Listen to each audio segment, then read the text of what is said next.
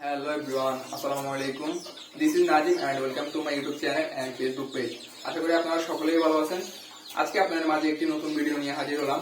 আমার ইনকিউবেটরে কিছু মুরগির ডিম বসানো ছিল, এখান থেকে আলহামদুলিল্লাহ অনেকগুলাই বাচ্চা পাইছি। ওই বাচ্চাগুলো আপনাদেরকে দেখাই। বাচ্চাগুলো আমি ইনকিউবেটরের ভিতরে 4-5 ঘন্টা হয়েছে ফুটছে, এখনো রেখে দিয়েছি যাতে করে বাচ্চাগুলা জর্জরা হয়ে যায়। কিছুক্ষণ পরে ওদেরকে আমি ব্রুডিং এ দিয়ে দিব।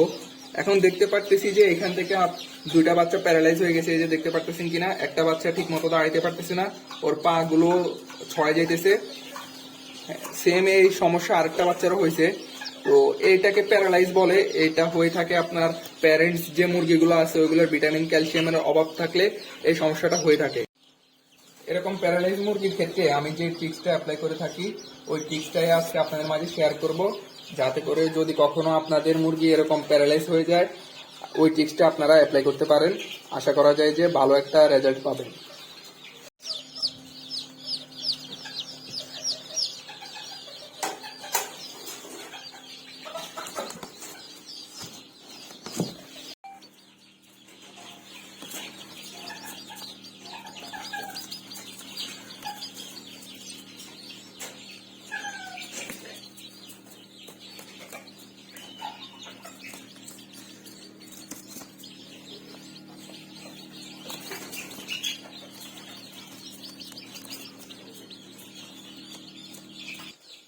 এখন আমি একটা সুতা নিয়ে নিয়েছি, যার সাহায্যে ওদের পা দুটাকে বেঁধে দিব।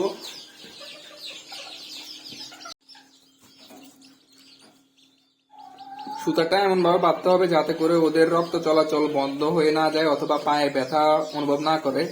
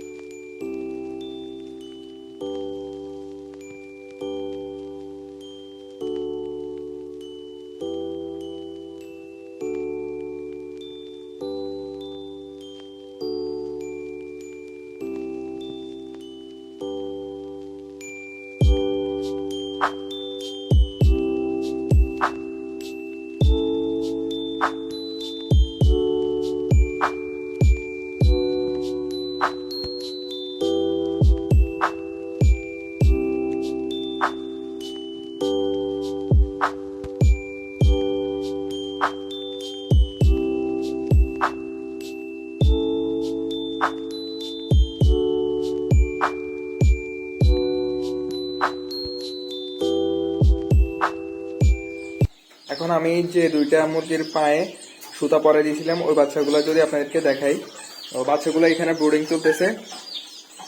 আলহামদুলিল্লাহ এখন বাচ্চাগুলা আগের চেয়ে অনেক ইমপ্রুভ করছে, প্লাস ওরা এখন দাঁড়াইতে পারতেছে, হাঁটতে পারতেছে। এখানে যেহেতু সবগুলা বাচ্চাই সেম, এই যে একটা বাচ্চা, ঠিক আছে, এই বাচ্চাটার পায়ে সুতা পরাইছিলাম, ও প্যারালাইজ ছিল, দাঁড়াইতে পারতো না। আর এটাকে আলাদা করে ফেলি, এই যে দেখতে পারতেছেন পায়ে সুতা পরে দিছি। আরেকটা বাচ্চা, যেহেতু সবগুলা মুরগির বাচ্চাই সেম ব্রিডের ওই কারণে বোঝা যাইতেছে না, শুধুমাত্র এখানে দুইটা শেরমার বাচ্চা আছে আর সবগুলাই ব্ল্যাক টেল এবং হোয়াইট জাপানিজ ব্যান্থামের বাচ্চা। এখন এখান থেকে কিন্তু বোঝা যাইতেছে না যে কোন বাচ্চাটা প্যারালাইজ।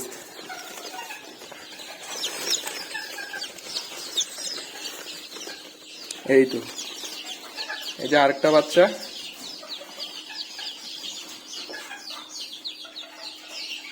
এখন আমি আপনাদেরকে যদি দেখাই, দেখতে পাচ্ছেন বাচ্চাটা হাঁটতেছে।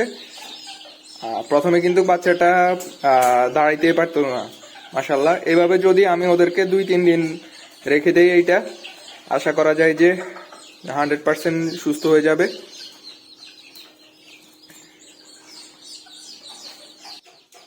আজ এই পর্যন্তই। ভিডিওটি ভালো লেগে থাকলে অবশ্যই ইউটিউব চ্যানেলটি সাবস্ক্রাইব এবং ফেসবুক পেজটি ফলো দিয়ে পাশে থাকবেন। আজ এই পর্যন্তই, দেখা হচ্ছে পরবর্তী ভিডিওতে। আল্লাহ হাফেজ, আসসালামু আলাইকুম।